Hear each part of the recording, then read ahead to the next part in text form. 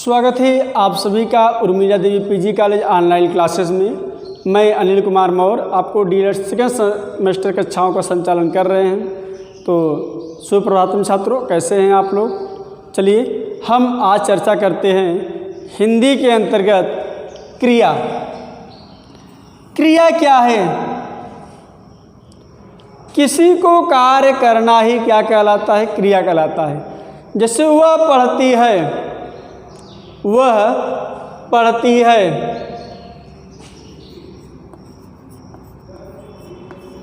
क्या करती है वो? क्या का जो आंसर मिल जाए वही क्रिया है। वह पढ़ती है, क्या करती है? पढ़ती है, तो पढ़ना क्रिया है। वह जाता है, कौन? वह जाता है, जाना क्या है? क्रिया है। वह हंसता है, हंसना क्या है? क्रिया है। वह पढ़ती है, पढ़ना क्या है? क्रिया है। वह रोता है, रोता क्या है? क्रिया है। क्रिया, तो क्रिया की परिभाषा क्या हुई?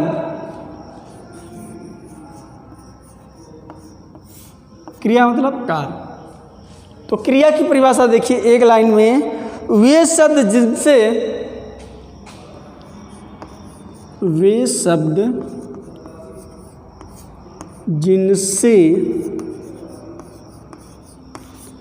किसी क्रिया का होना पाया जाता है, वे शब्द जिनसे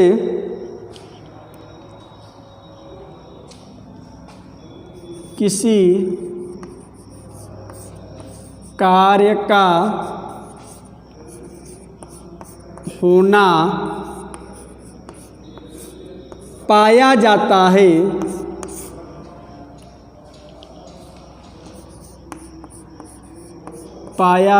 है, क्रिया कहलाता है।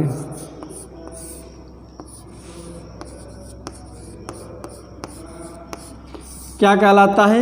क्रिया। वे शब्द जिनसे किसी कार्य का होना पाया जाता है, क्रिया कहलाता है। अब ये तो हिंदी हुआ। संस्कृत में क्रिया को क्या कहते हैं बताइए। एक आप लोगों ने पढ़ा होगा शब्द रूप और दूसरा पढ़ा है धातु रूप। शब्द रूप मतलब क्या होता है? जो संज्ञा या सर्वनाम के में चलता है, जिसका रूप संज्ञा और सर्वनाम के रूप में चलता है, वो होता है शब्द रूप। धातु रूप जो क्रिया, यही क्रिया संस्कृत में धातु कहलाता है। क्रिया ये हिंदी में क्रिया कहलाता है और संस्कृत में क्या कहलाता है? धातु। बात समझ में आई? चलिए, क्रिया के रूप को धातु कहते हैं। जैसे पढ़ती है, ये क्रिया है, लेकिन ये किस धातु का? पठ धातु का है। पठ धातु क्या है? तो क्रिया है। इसका रूप, मूल रूप क्या है? पठ है। तो पढ़ना क्या है? क्रिया है। और कुछ क्रियाएं का सामान्य रूप भी चलता है। जैसे पठ धातु में ना प्रत्यय जोड़ दी, क्या बन गया? पढ़ना। मान लीजिए जैसे क्रिया है, ठीक, क्रिया का सामान्य रूप हो गया, सामान्य रूप हो गया, और ये धातु हो गया। ठीक, एक क्रिया हो गया, एक सामान्य रूप हो गया, एक धातु हो गया। रुका। जैसे चलना, चलना क्या है? क्रिया है। वह चलता है, या नहीं, चलता है। चलता है क्या है? क्रिया हो गया। सामान्य रूप क्या है? चलना। धातु क्या है? चल धातु है। बात समझ में आ गई? चलता है क्रिया है, सामान्य रूप क्या है? चलना है, और धातु क्या है? चल। जैसे लिखेगा, क्या है? लिखेगा एक क्रिया है। सामान्य रूप क्या है? लिखना। धातु क्या है? लिख धातु। धातु क्या है? लिख धातु। कर रहा है, क्रिया क्या है? कर रहा है। सामान्य रूप क्या है? करना या कहना। कर रहा नहीं, कह रहा है, मान लीजिए कहना। धातु क्या है? कथय। कथय धातु है। तो इस हिसाब से आप देखते हैं कि जो क्रिया होता है समान रूप क्रिया और धातु, संस्कृत हिंदी में क्रिया होता है, यही संस्कृत में क्या हो जाता है? धातु होता है। जैसे हंसता है, हंसना हंस धातु, जाएगा जाना गम धातु, इस प्रकार से। ठीक, तो देखते हैं तो क्रिया क्या है? वास्तव में जो कार्य किया जाता है वही क्या होता है? क्रिया होती है। ठीक, तो ये क्रिया। क्रिया के भेद, क्रिया के कितने भेद होते हैं? तो क्रिया के 2 भेद होते हैं। कौन कौन से होते हैं? क्रिया के भेद, क्रिया के 2 भेद होते हैं। एक होता है सकर्मक क्रिया, दूसरा होता है ये कहिए अकर्मक और सकर्मक।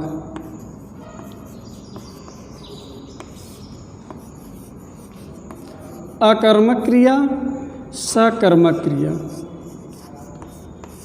अकर्मक क्रिया जिसमें कर्म पर कोई प्रभाव न पड़े। ठीक, अकर्मक क्या है? जिन क्रिया से कार्य या व्यापार का सीधा संबंध कर्ता पर पड़े वह अकर्मक क्रिया है। जैसे राम सो रहा है, सोना कोई क्रिया नहीं है। हाँ, राम 2 घंटे से सो रहा है, तब वो क्रिया कर रहा है। राम सोना तो कोई क्रिया नहीं। सोते सब भी सोते हैं, हम भी सोते हैं, आप भी सोते हैं, पूरा विश्व सोता है, तो कोई कर्म थोड़ी है। हाँ, तो अकर्मक क्रिया, राम सो रहा है, राम कोई कर्म नहीं कर रहा है। और सकर्मक क्रिया, सकर्मक क्रिया क्या है? जिन क्रियाओं का कार्य का फल कर्ता को छोड़कर काम पर पड़ता है। जिस क्रिया का प्रभाव कर्ता को छोड़कर काम पर पड़ता है वह सकर्मक क्रिया कहलाता है। जैसे राम पुस्तक पढ़ रहा है, राम पुस्तक पढ़ रहा है। राम पढ़ रहा है, इसका मतलब इस पर कर्ता पर डायरेक्ट प्रभाव पड़े। राम सो रहा है, कर्ता कौन है? राम। डायरेक्ट कौन सो रहा है? राम, कोई कर्म नहीं कर रहा है। राम पढ़ रहा है, कर्ता पर डायरेक्ट प्रभाव पड़ रहा है, तो कोई कर्म नहीं। हाँ, राम क्या पढ़ रहा है? पुस्तक पढ़ रहा है। कर्म के अलावा, कर्ता के अलावा दूसरी की प्रधानता हो रही है। ठीक, काम, राम कौन सा काम कर रहा है? पढ़ रहा है। क्या पढ़ रहा है? तो पुस्तक पढ़ रहा है, तब ये हुआ कर्म। तो याद रखिएगा, सकर्मक और अकर्मक, जिसमें कोई कर्म न किया जाए, कोई कार्य न किया जाए, वही होता है अकर्मक। जिसमें काम किया जाए वो होता है सकर्मक। एक बार फिर समझ लीजिए, राम सो रहा है, सोना क्रिया है, कोई कर्म नहीं हो रहा है, नहीं। राम 2 घंटे सो रहा है, राम कर्म कर रहा है। क्यों? क्योंकि वो 2 घंटे सो रहा है। राम पढ़ रहा है, पढ़ना कोई क्रिया नहीं है। क्या पढ़ रहा है? पेपर पढ़ रहा है, अखबार पढ़ रहा है, मैगजीन पढ़ रहा है, पत्रिका पढ़ रहा है, कि उपन्यास पढ़। हाँ, राम पुस्तक पढ़ रहा है, इसका मतलब किताब पढ़ रहा है, कर्म कर रहा है। ठीक। राम हंसता है, सीता हंसती है, हंसना कोई क्रिया नहीं है। हाँ भाई हंसते तो हम भी हैं, आप भी हैं। राम 2 घंटे से हंस रहा, तब वो क्रिया कर रहा है। ठीक। अब क्रिया का वाच्य रूप। अब क्रिया जो है विकारी रूप है। विकारी मतलब जिसमें परिवर्तन होता रहता हो विकारी। अविकारी मतलब तो समझ लीजिए, विकारी मतलब जिसमें परिवर्तन हो, अविकारी अगर जिसमें कोई परिवर्तन नहीं। तो क्रिया क्या है? ये परिवर्तनशील है। क्रिया क्या है? यह परिवर्तनशील है। पर इसको 6 भागों में बांटा गया है। किसको? क्रिया विकारी शब्द है, इसके रूप परिवर्तन के आधार पर 6 भागों में इसको बांटा गया है। लेकिन इसके 2 ही मूल हैं, एक अकर्मक है, दूसरा सकर्मक। क्या है? युवाच्य, अर्थ, पुरुष, वाच्य, अर्थ, पुरुष, लिंग, वचन एवं काल के आधार पर परिवर्तन होते हैं। लिंग, वचन, काल के आधार पर परिवर्तन होते रहते हैं। ठीक। क्रिया का वाच्य रूप, इसे क्या कहते हैं? क्रिया का वाच्य रूप, यही है क्रिया का वाच्य रूप। तो क्रिया में क्या वाच्य रूप में परिवर्तन तो होता है किसके? वाच्य के आधार पर होता है, अर्थ के आधार पर होता है, पुरुष के आधार पर होता है, लिंग के आधार पर होता है, वचन के आधार पर होता है और काल के आधार पर होता है। 6 भागों में बांटा गया है। ठीक।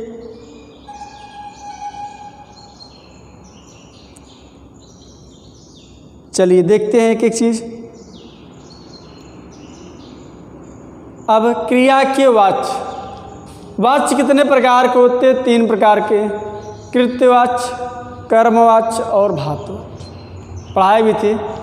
कृत्यवाच्य क्या है? जिसमें कर्ता की प्रधानता होती है वह कृत्यवाच्य कहलाती है। जिसमें कर्म की प्रधानता होती है वो कर्मवाच्य कहलाता है। जिसमें भाव की प्रधानता होती है वह भाववाच्य कहलाता है। तो ठीक। तो 3 प्रकार के होते हैं, कौन कौन से? कर्तृवाच्य,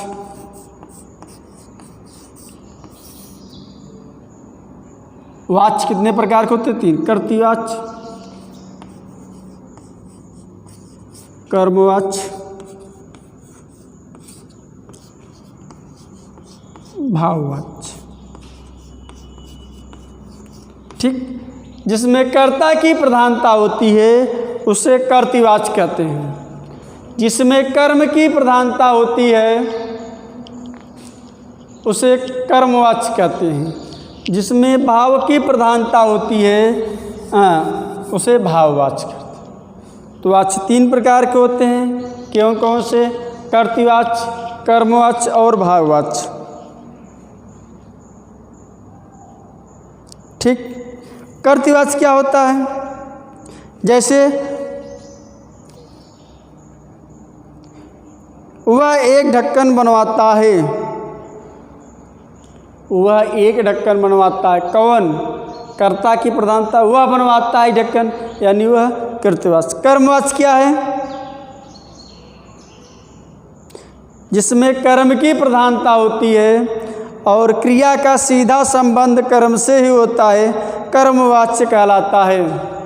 जैसे मुझसे प्रश्न हल किया जाता है, मुझसे प्रश्न हल किया जाता है। कौन कर्म कर रहा है? हम कर्म कर रहे हैं ना। किसकी प्रधानता हुई? कर्म की प्रधानता हुई। भाववाच्य क्या कहलाता है? बैठा नहीं जाता, रोया नहीं जाता, हंसा नहीं जाता, लिखा नहीं जाता। तो ये क्या है? भाव है। हंसना एक भाव है, बैठना एक भाव है, चला नहीं जाता। ठीक, ये क्या है? भाव है। तो आप लिखिए वाचती, कर्तवाच, कर्मवाच और भाव। जिसमें कर्ता की प्रधानता हो कर्मवाच, जिसमें कर्म की प्रधानता हो कर्मवाच, जिसमें भाव की प्रधानता हो भाववाच। काल, ठीक, काल देखिए। अब नेक्स्ट चर्चा करते हैं हम काल। काल कितने प्रकार के होते हैं? सब काल मतलब होता है समय। सब लोग जानते हैं कि काल कितने प्रकार के होते हैं।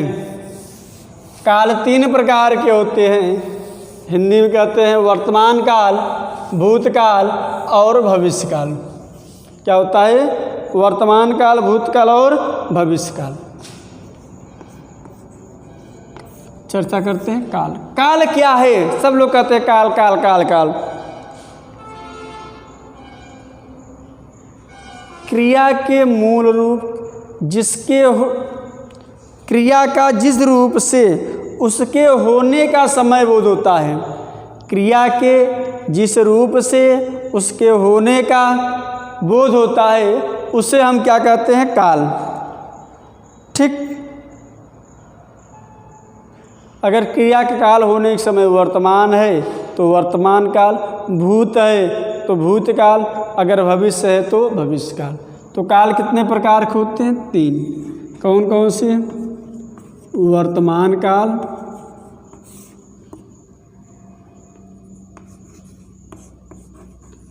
दूसरा भूतकाल,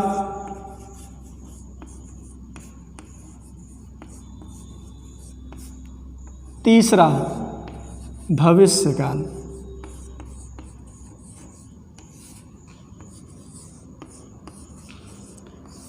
वर्तमान काल, भूतकाल और भविष्यकाल। चलिए, वर्तमान काल मतलब जो समय चल रहा है। जिससे वर्तमान काल मतलब होता है जो समय चल रहा है, जो कार्य पाया जाता है। जैसे मैं खाना खा रहा हूँ तो कार्य करना हो रहा है।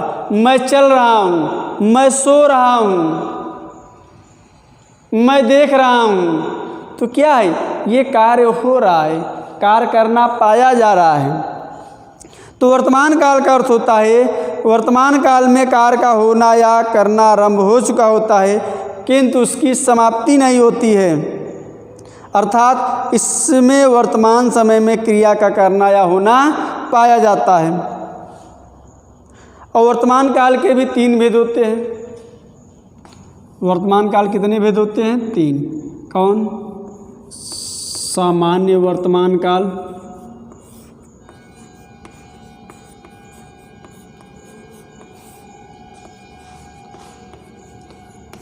पहला हो गया सामान्य वर्तमान काल।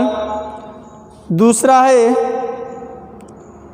सामान्य संदिग्ध वर्तमान काल, सामान्य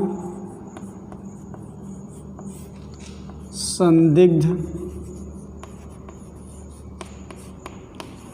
वर्तमान काल। तीसरा है अपूर्ण वर्तमान काल।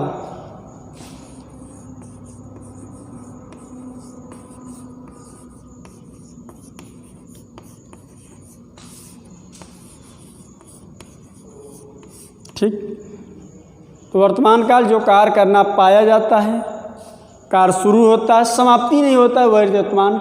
सामान्य वर्तमान काल क्या होता है? जैसे राम घर जाता है, जहाँ पर कार्य करना पाया जाता है। सीता घर जाती है, तो ये क्या हुआ? राम घर जाता है, सामान्य वर्तमान काल। ये सामान्य वर्तमान उदाहरण है। राम घर जाता है, सामान्य वर्तमान। सामान्य संदिग्ध वर्तमान काल क्या है? जिस रूप में कार्य किए जाने या होने को वर्तमान में संदेह हो।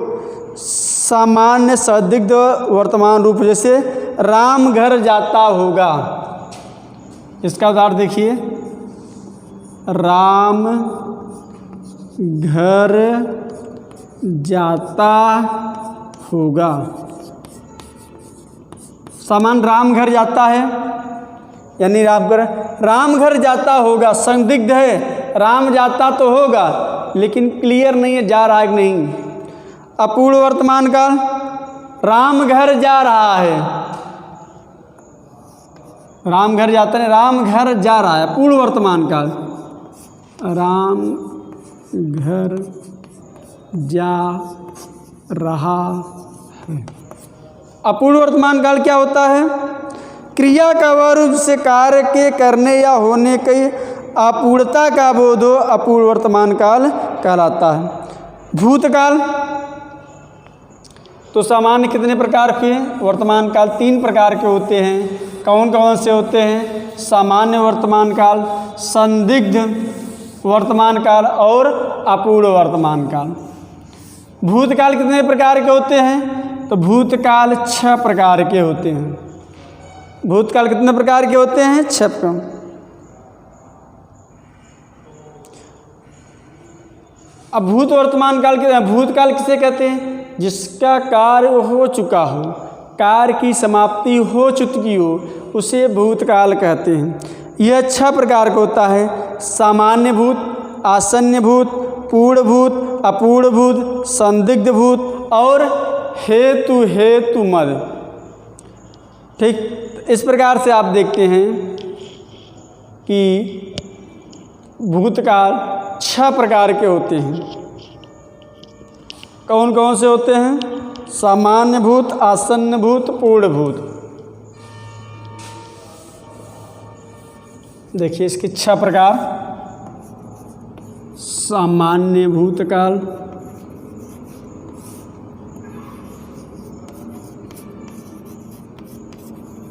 आसन्न भूतकाल,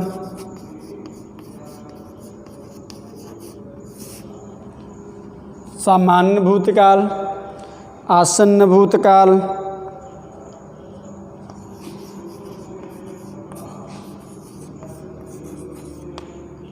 पूर्ण भूतकाल,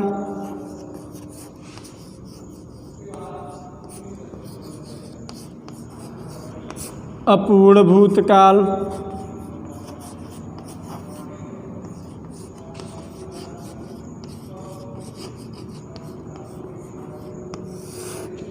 सामान्य भूतकाल, आसन्न भूतकाल, पूर्ण भूतकाल, अपूर्ण भूतकाल और 5वां है संदिग्ध भूतकाल। संदिग्ध भूतकाल। 5वां है आसन्न भूतकाल, हेतु भूतकाल। हेतु भूतकाल। कभी कभी पूछ लेता है कि भूतकाल कितने प्रकार के होते हैं? तो भूतकाल हेतु मद भूतकाल। तो देखिए, पहला, दूसरा, तीसरा, चौथा, 5वां, 6ठा। सामान्य भूतकाल क्या होता है? देख लीजिए थोड़े समय। जिसमें समय का निश्चित ज्ञान हो उसे सामान्य भूतकाल कहते हैं। जैसे राम घर गया, समय का निश्चित ज्ञान। राम गया, कहाँ गया? घर गया, यानी राम घर जा चुका है। यहाँ समय का निश्चित होता है। आसन्न भूतकाल, जहाँ निकटतम भूतकाल का संबंध हो, क्रिया के जिस रूप से व्यापार का समय निकट भूत में हुआ है उसे रूप को आसन्न। जैसे राम घर गया है, निकटतम, राम घर गया। आसन्न मतलब यही हुआ कि क्रिया के जिस रूप में व्यापार का समय निकट भूत में हुआ है। निकट, राम घर गया है यानी अभी अभी राम गया है। पूर्ण भूतकाल क्या होता है? राम घर जा चुका था, राम घर जा चुका था। बात समझ में आई? पूर्ण भूतकाल का मतलब होता है क्रिया के जिस रूप में बीतने समय कार्य की समाप्ति का बोध हो उसे पूर्ण भूतकाल कहते हैं। संदिग्ध राम घर गया होगा, अपूर्ण भूतकाल। राम घर गया होगा, ये क्या है? अपूर्ण भूतकाल है। संदिग्ध भूतकाल क्या होता है? देखिए,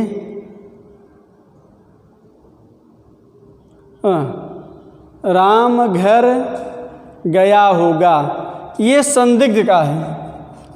संदिग्ध है कि नहीं? राम घर गया होगा संदिग्ध है, गया है कि नहीं गया है, ये क्या है? संदिग्ध है। अपूर्ण क्या है?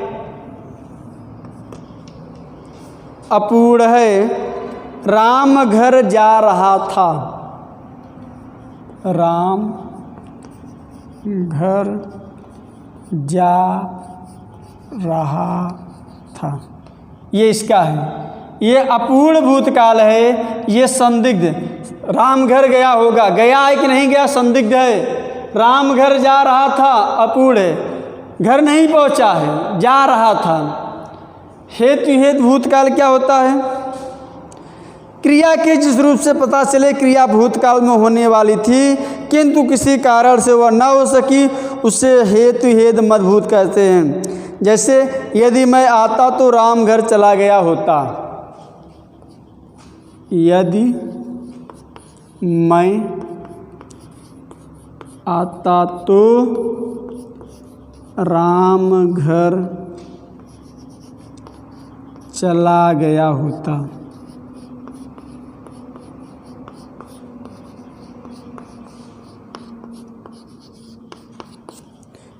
यदि मैं आता तो राम घर चला गया होता, एक की क्रिया की समाप्ति है। ठीक, कह रहा है कि क्रिया भूतकाल में होने वाली थी लेकिन उसके वजह से यदि मैं आता तो क्रिया क्या था? आने वाला था, इसलिए वो नहीं आ पाया। अब है भविष्यकाल। बात समझ में आई? पूर्ण, अपूर्ण, संदिग्ध, सामान्य और हेतु मद भूतकाल। तो भूतकाल कितने प्रकार के होते हैं? 6 प्रकार के होते हैं। अब नेक्स्ट हम चर्चा करेंगे, अंतिम है भविष्यत काल। तीसरा है भविष्य काल।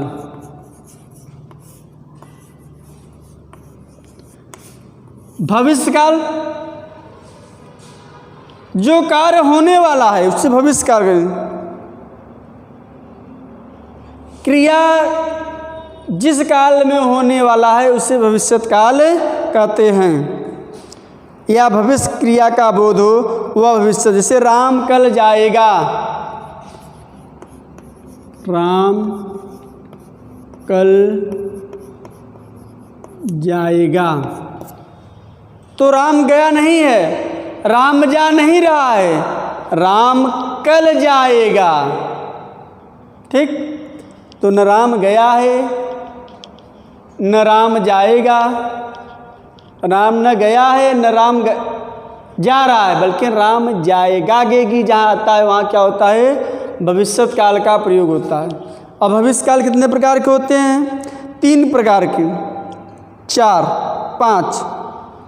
कितने प्रकार के होते हैं? भविष्य काल भी 5 प्रकार के होते हैं हिंदी में। सामान्य भविष्य काल, सामान्य भविष्य काल,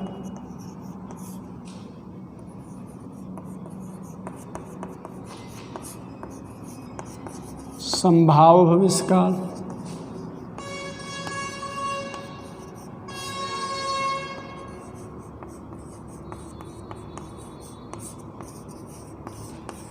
ठीक, सामान्य, संभाव्य, हेतु मध्य भविष्य काल, हेतु मद भविष्यकाल। चौथा हेतु हेतु मद पिछले सातत्य भविष्यकाल, सातत्य भविष्यकाल। पांचवा है पूर्ण भविष्यकाल।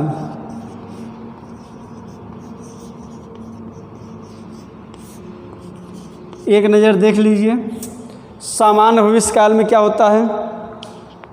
जैसे राम जाएगा, सामान्य भविष्यकाल, राम जाएगा, ठीक।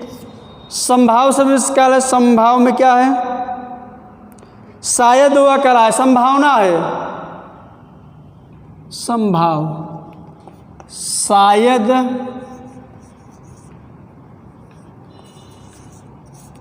वह कल आएगा, शायद वह कल आएगा। हेतु हेतु मद भविष्यकाल क्या है, जैसे उसमें था यदि मैं आऊँगा तो राम जाएगा, यदि मैं आऊँगा तो राम जाएगा।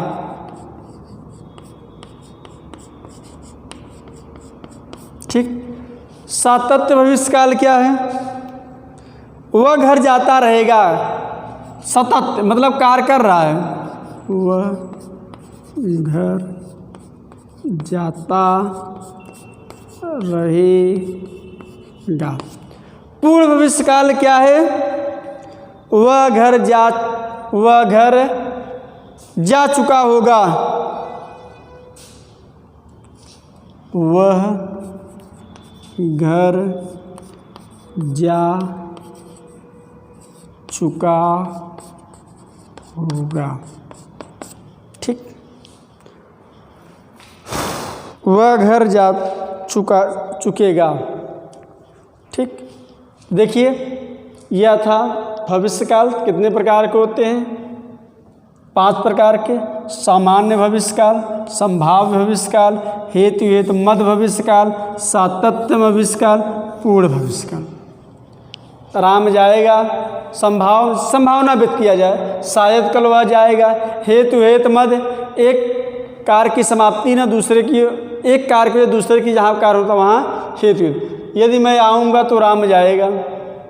सातत्य, जहाँ पर कंटिन्यू काल चलता रहे, वह घर जाता रहेगा।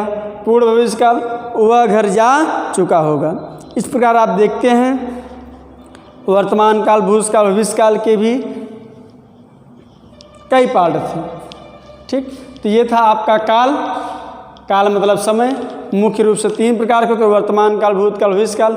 उसके बाद किसी के 3, किसी के 6, किसी के 5, यानी वर्तमान काल के 3, भूतकाल के 6 और भविष्यकाल के 5 उपभाग थे।